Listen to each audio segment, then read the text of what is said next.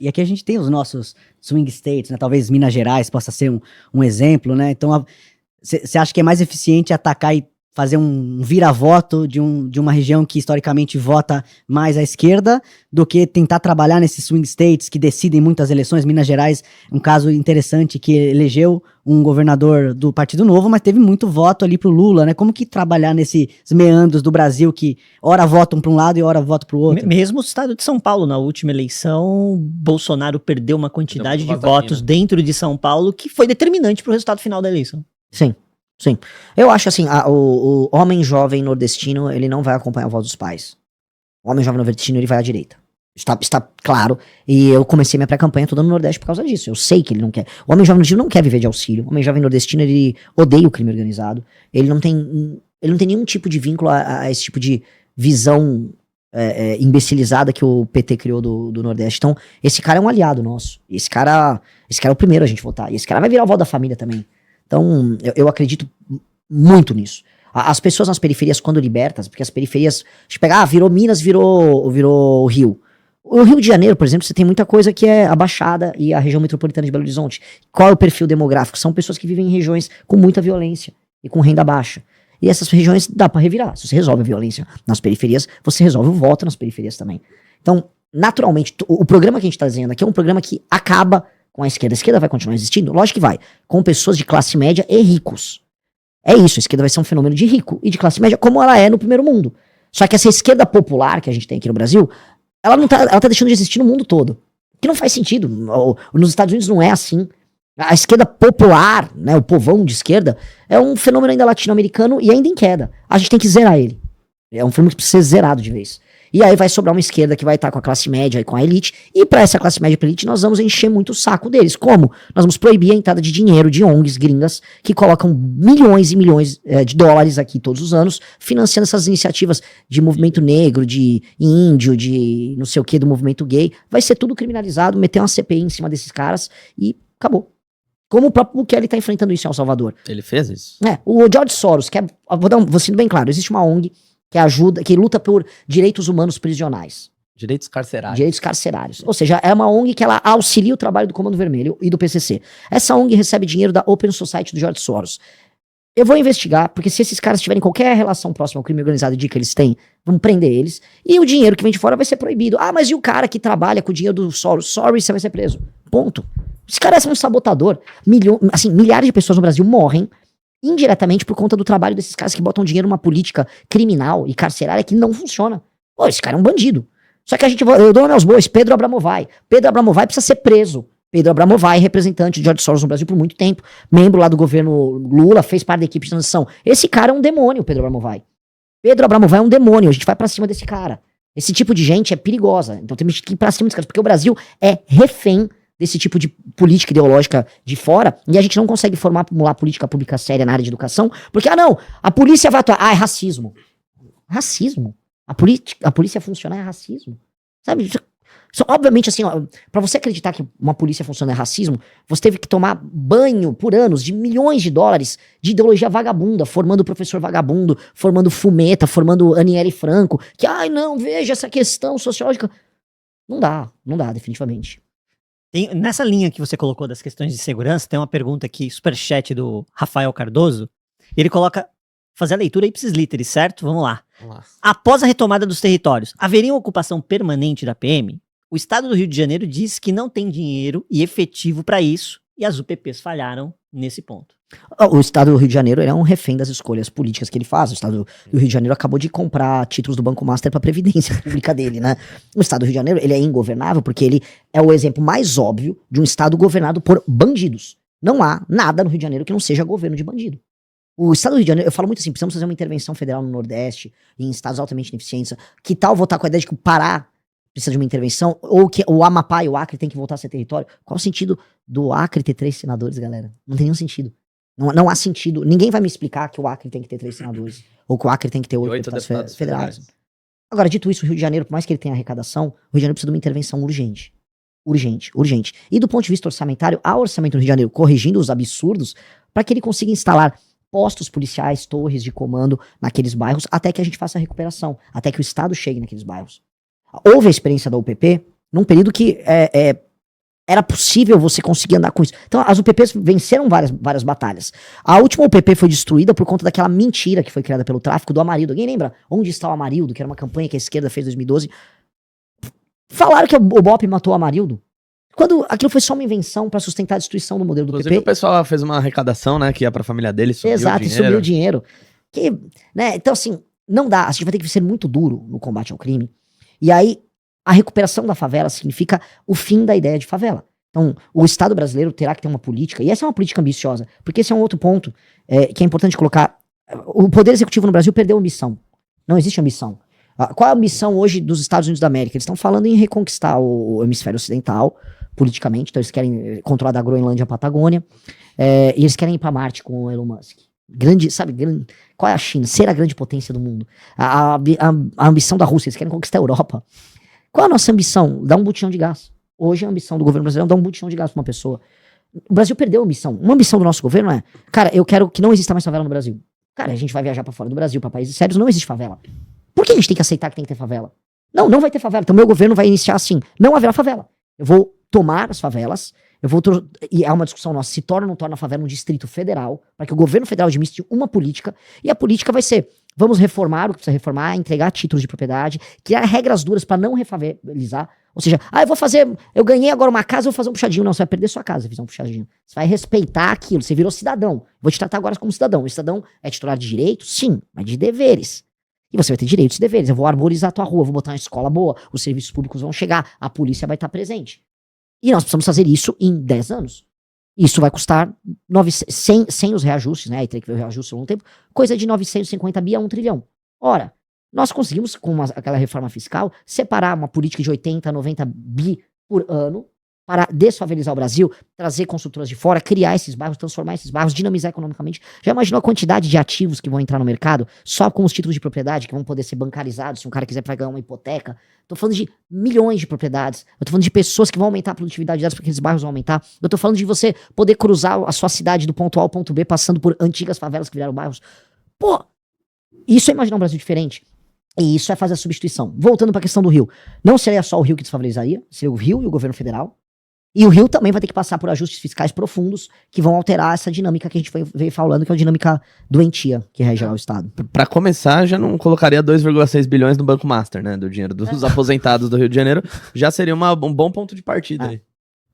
Eu queria aproveitar esse gancho do Banco Master, inclusive até lembrar, pessoal, a gente ouviu muito aquele burburinho de que agora a Faria Lima foi cooptada, teve a Operação Carbono, mas pô, a Faria Lima séria, que tem ali um viés de ajudar as pessoas a investir melhor, tava falando desses problemas há muito tempo. Aqui na Finclass a gente não recomendou o Banco Master, a gente alertou os nossos assinantes, inclusive talvez até uma boa oportunidade para eu passar a bola para você. Esse é um ponto importante, né? A turma chegava aqui, eu tenho um Banco Master, a gente falava que desmonte a posição. Mas desmonte a posição, né? Quando você toma um ativo de crédito, você está emprestando o seu dinheiro, você tem que saber para quem você empresta o seu dinheiro, né? Então, empreste dinheiro para devedores de boa qualidade, né? E neste momento, a gente está no começo do ano, um ano que vai ter queda de juro. Ainda é comecinho de ano, né? Queda de juro está anunciada, saindo a ata do Copom, se não acontecer não é hecatombe, enfim, vai ter queda da Selic, né? Em 100% dos movimentos de redução de taxa de juros nos últimos 20 anos, os ativos de risco no Brasil performaram muito bem. É bolsa para cima. Fundo imobiliário indo bem. Então, a gente está aproveitando exatamente este momento, que está claro que isso vai acontecer, para liberar uma condição super especial para você que quer se tornar assinante Finclass. Link está na descrição, QR Code na tela. Tá? Condição ímpar para você ter acesso às nossas recomendações de investimento. É time profissional montando. Eu seleciono fundos imobiliários. Tenho mais de 20 anos de mercado a serviço agora do investidor. A Raiz cuidando do investimento internacional. Enfim, link está na descrição. Não vacila para você não acabar né? Carregando Banco Master, COI na sua carteira. Aqui não, aqui na Finclass é só ativo de qualidade. E vamos pegar esse gancho porque vocês fizeram recentemente uma manifestação, né? Vocês estão muito vocais, eu vejo muito corte seu batendo, Daniel Vorcari falando isso. Eu queria saber um pouco como vocês veem essa bagunça. Parece cena de novela. Talvez uma novela fosse incapaz de desenhar um enredo tão... As novelas porque andam não daria tristes. pra passar em horário nobre. A ação indicativa não Teria que passar de madrugada. As novelas das 11. Ou aquela, lembra da Emanuele que tinha nos anos... É mais isso, tá? É mais nessa pegada, nessa pegada. Já vai revelando a idade, né? É verdade. Eu, por exemplo, não entendi. Então tá tudo bem, garoto. Tá tudo bem. A gente perdoa. A gente perdoa. Na Gostaria Band, de saber um pouco o que vocês estão vendo dessa história. A gente teve até recentemente o redator da CPI querendo conversar com a mulher do Alexandre de Moraes. O que vocês estão acompanhando dessa bagunça toda? Por onde a gente começa, né? Tem tanta coisa Não, pra mas abordar. lembra, o legal da conversa que a gente tá tendo hoje, dá pra gente ir amarrando todos os pontos. Volta pra pergunta inicial da crise moral e do problema de elite. A elite, quando morreu a Lava Jato, a elite que tava com medo relaxou e falou, cara, vamos voltar a fazer negócios. Foi mais ou menos isso. Então, um ministro do Supremo aqui, um diretor de uma estatal ali, um presidente de um partido, falou, galera... Tanto que não é à toa que o Banco Master começou, né? Um dia depois do fim da Lava Jato. Até É emblemático. é emblemático. É no dia demais. seguinte. Não é que eles combinaram, mas é que a história parece que ela Ela combina. se cruza aí uma hora. E, cara, o que rola? A elite que tava reprimida desde 2014, especialmente a elite política, ela se solta, porque ela entende, especialmente com o fim da prisão em segunda instância, quando você imagina que um presidente de partido, ou um grande figura, fala, pô, eu vou ser julgado pelo STF, calma aí, eu não vou ser preso na segunda instância, então, slow down, take it easy, a gente resolve, então todo mundo vai ficando solto. E o escândalo do Banco Master é interessante porque ele tá maturando, né, ele surge do Credit Sexta, que é um produto financeiro picareta lá da Bahia, e aí ele matura, né, 18, 19, 20, quando tá morrendo a Lava Jato, ele tá naquele ponto, ele tá prestes a estourar, e ele tá naquela ascensão em que um Ciro Nogueira, em que um Rueda, em que grandes figurões falam, tá aqui, esse aqui é um negócio do mercado financeiro, é empreiteira, é um banco, produto financeiro, tem fintechs, pô, isso é até tech, é um negócio moderno e tal. E aí a coisa se cruza, né? E aí você pega uma coisa que foi esse relaxo institucional que houve, em que todo mundo achou que nada ia acontecer. E todo mundo entrou no esquema. E aí, né, como todo mundo entrou no esquema, todo mundo se sentiu incentivado, aconteceu duas coisas. Teve um FOMO, né, o famoso Fear of Missing Out, que era assim, pô, se eu sou um dirigente partidário e eu tô fora do escândalo, é porque eu sou trouxa. E lembre-se, me tornei agora um dirigente partidário, eu descobri que Você é um trouxa. eu sou trouxa. E espero ser trouxa por muito tempo, quer dizer, né, o resto da minha vida, porque o não trouxa é o cara que tá no esquema. Mas tem isso, tipo, se é um dirigente partidário e você não tá com um carrão, com um avião, você tá fazendo uma coisa errada. E um bom político corrupto que não tá no esquema, ele vai falar, calma aí, eu vou delatar esse esquema então, se eu não tô... Então todo mundo, então, teve um FOMO em participar disso. Paralelamente, isso gerou também um outro FOMO, que é de outros agentes políticos, mas especialmente agente econômico, tem uma grande coisa acontecendo, nós estamos de fora e estamos sendo prejudicados. Então o mercado financeiro, acho que FOMO não é a palavra certa, mas muita gente no mercado financeiro viu ali, pô, esse cara tá ascendendo pra caramba, eu tô vendo o que tá acontecendo. E muita gente séria começou a fazer chamadas lá no Banco Central, que não eram respondidas pelo Roberto Campos Neto, que vamos lembrar era o queridinho do Tarcísio pra ser ministro da Fazenda. A gente ia dar pro Banco Master o Ministério da Fazenda se o Tarcísio ganhasse pra presidente. E essa é uma coisa incômoda que eu jogo, eu sei que boa parte do público que tá nos assistindo é do mercado financeiro. Pô, Tarcísio legal. Tarcísio Vorcaro. Tarcísio tava nesse meio, inclusive teve nas reuniões com o Vorcaro e com o Ciro Nogueira, quando o Ciro Nogueira fez um churrasco com eles. E o Campos Neto, cara, vamos ser bem claro, eu falo isso sem medo de tomar processo, até tô sendo processado por todo mundo, acho que vou tomar. O Roberto Campos Neto era o operador do Vorcaro, vamos negar isso, ele era o operador do Vorcaro. Ninguém nega todas aquelas chamadas, todo mundo que visse o balanço do Banco Master já em 21, 22, sabia que tinha treta naquilo lá, e ficaram empurraram aquela história, empurraram literalmente, muita gente empurrou nos clientes, e institucionalmente empurraram com a barriga. Mas o setor que presta, o mercado financeiro institucional, ele começou a enfrentar esse mercado financeiro corrompido com a política. E vamos ser honestos, estamos aqui em janeiro de 2026 e o sistema financeiro não institucional está nomeando o Otto Lobo para a presidência da CVM. Eles estão lutando agora em janeiro, para a gente ver o nível de avanço que isso chegou. Um avanço institucional do não institucional foi a coisa mais assustadora. A gente tava vendo agora o Alcolumbre, vamos ser honestos, o Alcolumbre, o da carne lá, o Joesley, e o Vorcaro, com o Banco Master liquidado, nomeando um cara pra CVM. O presidente da CVM é muito louco. Com o outro lado, sabe, pô, vocês vão botar os bancos, grandes bancos institucionais, alertando e enfrentando. Ou seja, o poder desses caras ficou tão grande que mesmo com a Rede Globo, a imprensa toda, grande parte do mercado financeiro indo contra, os caras avançaram. Cara, isso é muito poder que esses caras acumularam. É assustador. É uma das coisas mais assustadoras da história. E no meio de tudo isso, né, de quando o Banco Master já estava indo para aquele momento dos finalmente, tem a indicação do Jonathan de Jesus para o TCU, que é aquele ministro do Tribunal de Contas que começou a soltar um monte de decisão ali, meio que talvez tentando dar uma engabelada, né, na questão do Master, dizendo que o Banco Central foi muito apressado. Eu não sei que pressa é essa, que demorou 37 avisos para o Campos Neto, precisou chegar no fim do mandato dele, chegar um novo presidente do Banco Central, etc., né? Não sei que demora foi, que velocidade foi essa que eles justificam. E nesse meio tempo também vem a questão do Otto Lobo, que já é diretor da CVM. Todas as decisões dele foram a favor do Banco Master. E agora esse cara tá prestes a se tornar o presidente da CVM. Ou seja, as instituições que deveriam fiscalizar, que deveriam, né, reprimir esse tipo de crime, de escândalo, na verdade elas estão fazendo parte disso, né? E mostra também que esses caras eles estavam esse tempo todo querendo colocar essas pessoas nesses postos-chave para garantir que o esquema continuasse rolando.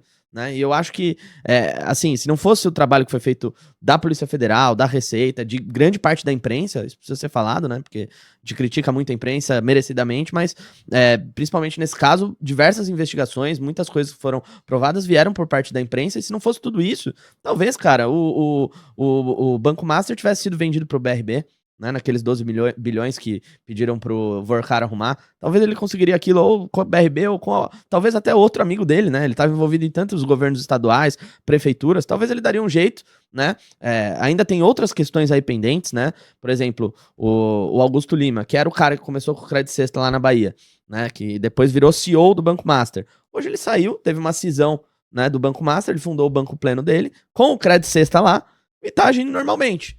Então, ainda há alguns resquícios, né, dessas pessoas aí, de tentar de alguma forma proteger aquilo que eles conseguiram durante esse tempo, né? E no início aqui da nossa conversa, o Renan até mencionou que acho que não vai dar em nada, não vai dar em nada essa história do Banco Master. E aí eu, como brasileiro, perco um pouco a minha esperança numa questão dessa. Um caso que ganhou tanta mídia, tanta exposição, parece ter tanta gente envolvida, dá em água, não é uma frustração? Não gera mais uma descrença com o processo, com o progresso do país? Gera. O Renan fez um desenho de um cenário que eu retrato que, pra mim, hoje, Brasília, e não é a população de Brasília, pelo amor de Deus, tá, gente? É que a gente só, sim, né? Antes, porque tem uns emocionados no chat, sim, que de vez em quando, né? Não é o povo de Brasília, não, tá? É essa trupe, né? Eles literalmente estão hoje no modo sem vergonha, mas ali no ipsis literis da palavra. Sim, não tem mais vergonha nenhuma, porque antes a turma ia fazer as coisas